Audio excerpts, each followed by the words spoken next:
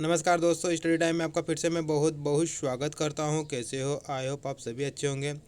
दोस्तों, शिक्षक भर्ती को लेकर हाई कोर्ट में एक याचिका लगी है और इस संबंध में हाई कोर्ट ने जवाब मांगा है। अब क्या याचिका लगी है मैं आपको वो दिखा देता हूँ कि मध्य प्रदेश हाई कोर्ट ने द्वितीय श्रेणी के विवाद को, एक द्वितीय श्रेणी का विवाद है दोस्तों, और एक और याचिका लगी है उसमें थोड़ा अलग विवाद है। वो क्या है वो मैं आपको दिखा दूँगा।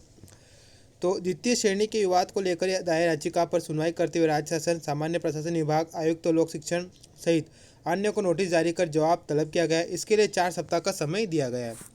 मुख्य न्यायाधीश मोहम्मद रफीक व जस्टिस विजय कुमार शुक्ला की युगलपीठ के समक्ष मामले की सुनवाई हुई। इस दौरान याचिकाकर्ता भिंड निवासी अविनाश त्रिपाठी की ओर से अधिवक्ता वृंदावन तिवारी ने पक्ष रखा। दोस्तों, ये जो आप वृंदावन तिवारी जी है ना, ये शिक्षक भर्ती के बहुत केस इन्होंने हैंडल किए। उन्होंने दलील दी कि याचिकाकर्ता ने उच्च माध्यमिक शिक्षक वर्ग 1 के लिए आवेदन किया। उसकी अंक सूची में द्वितीय श्रेणी न होने के कारण उसे निरस्त कर दिया गया। मतलब अंक सूची में द्वितीय श्रेणी नहीं लिखा था, जबकि उसके प्रतिशत द्वितीय श्रेणी के आवेदकों के समान ही थे। ओके, उसने जिस शिक्षा संस्थान से अंक सूची हासिल की वहाँ पर उसके प्रतिशत तृतीय श्रेणी के दायरे में आते हैं, जबकि दूसरे आवेदकों को जो अंक सूची जारी हुई उसमें उसके समान अंकों के प्रतिशत पर भी द्वितीय श्रेणी दर्ज किया गया है।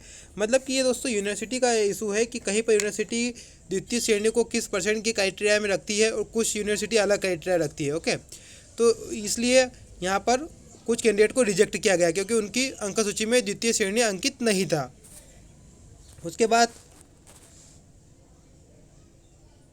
इसमें आवेदक का कोई दोष नहीं है, लिहाजा प्रतिशत के आधार पर नियुक्ति प्रक्रिया में शामिल किए जाए। इसलिए यहाँ पर यह मांग की गई कि प्रतिशत के आधार पर मांग की जाए कि 45%, 50%।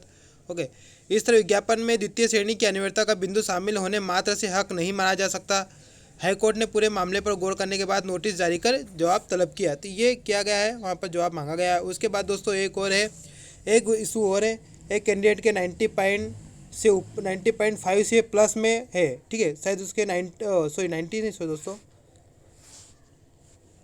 49.5 ये होता है। इसके बाद अगर आप जाओगे जैसे कि 49.6, 49.7, तो ये राउंड फिगर में क्या काउंट किए जाते हैं? 50। क्या किया जाते हैं? 50।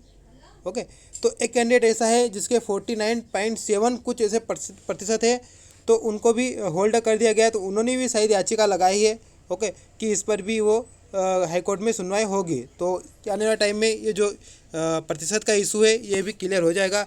कुछ कैंडिडेट ने लगाया है। हालांकि दोस्तों इसका आपकी प्रोसेस पर कोई फ़र्क नहीं पड़ेगा, ठीक है। ये जो केस लगते हैं ना, ये पर्टिकुलर पोस्ट पर लगते हैं। इसका सभी पोस्ट से कोई लेना देना नहीं है। आपकी जो प्रोसेस है वो चलती रहेगी। थैंक यू, मिलते हैं नेक्स्ट वीडियो में। तब तक के लिए जय हिंद, जय भारत।